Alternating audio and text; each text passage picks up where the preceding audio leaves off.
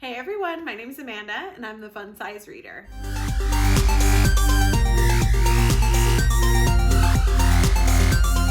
It's February and today I actually wanted to talk about fun romance reads or romance reads in general. Maybe some of them are more fun than the others that I really enjoyed over the past few years that I always recommend to people. So let's get into some February romance. This one is actually the most recent that I read in this February stack. It is called Kiss My Cupcake by Helena Hunting. And it just came out, I think, a couple months ago, maybe. It's fairly new. I don't remember when it was published. But it was so cute. It was like such a fast read.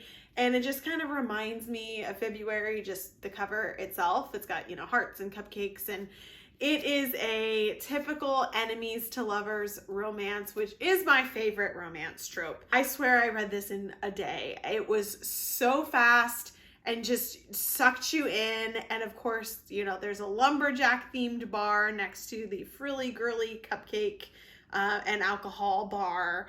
And they're competing to see who can get the most customers to their place. So competition plus enemies to lovers is just my fave wrapped up in a tiny bow.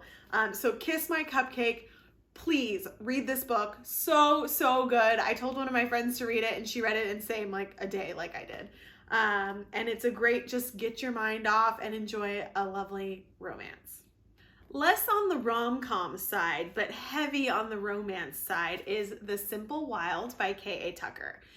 This is one of my favorite books to recommend to people who want something that makes them feel, because not only is it a romance, obviously it is, but there is so much more about family and finding yourself and staking on your path or changing your life path. It's just, there's so many things in this book that make it amazing.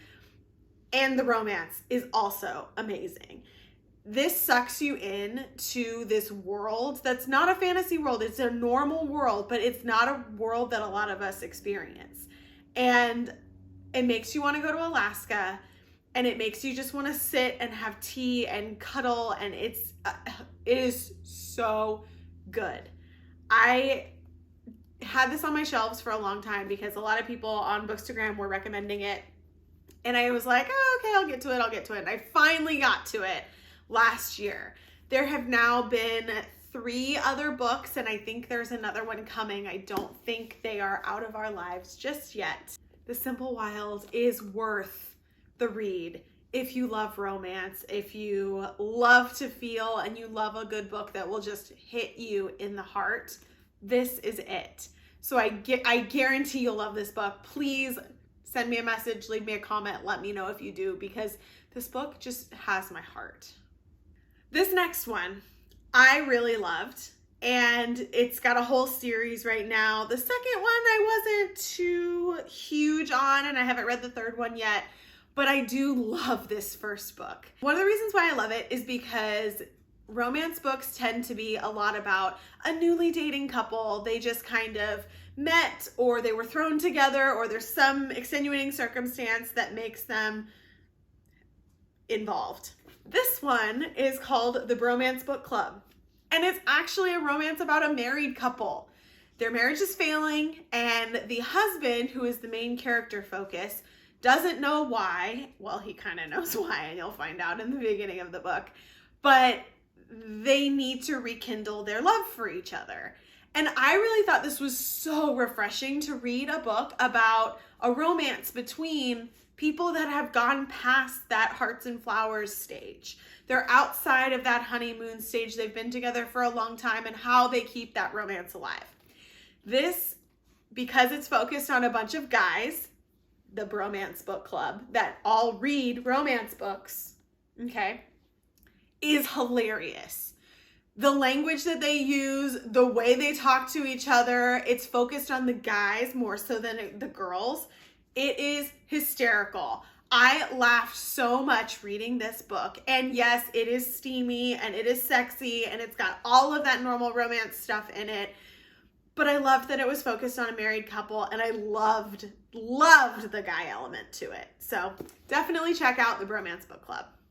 This next one was actually the first book from this author I read, and it kind of got me onto her books. It's by Catherine Center, and it's called Things You Save in a Fire. And one of the things that I really love about this is Catherine actually lives in Houston, and she lives near me, and she, was this the copy I had? Yeah. So she shopped at the same Target that I shopped at when I lived in Houston.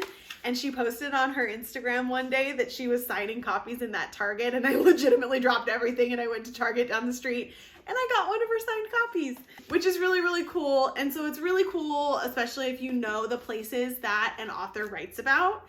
And that's one of the reasons why I really love her books. But this one specifically was so great because it was a romance, but it was also about the female main character and kind of her career development and being a firefighter and the hardships that she faced and kind of the hazing that she had against her, all while being a really sweet and loving romance.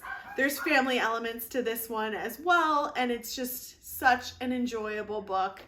Definitely a binge reader, definitely one you could read in so fast. Definitely highly recommend it. This next one, and the last of this video, is actually one of my favorite romances of all time. This book is an epic romance, and I say it's an epic romance because it's not just one book. I think there's like 9, and I think there's more coming out.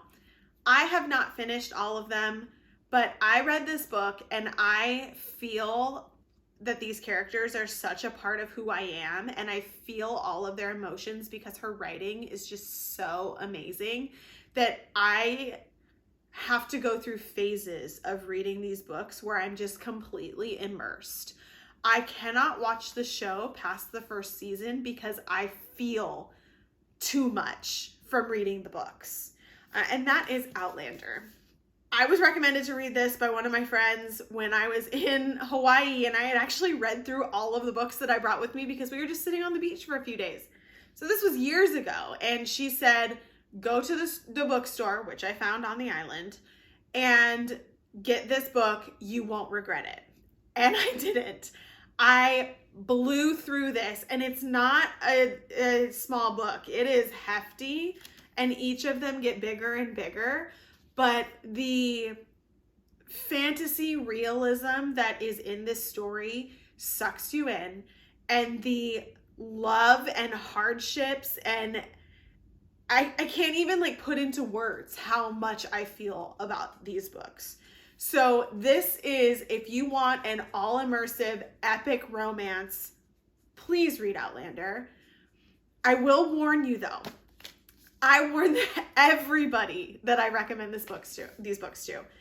There is a certain point, up to a certain point, and I usually say it's about 200 pages, which sounds really bad, but it's about the first 150, 200 pages where it's boring.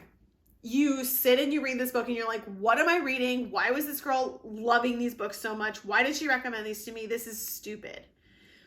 But those 200 pages, or that beginning section, I can't remember exactly how long it is, sets up the entire story, and it makes the rest of the story make sense. So you have to learn and set this world up, what is going on during this time, because the time switches.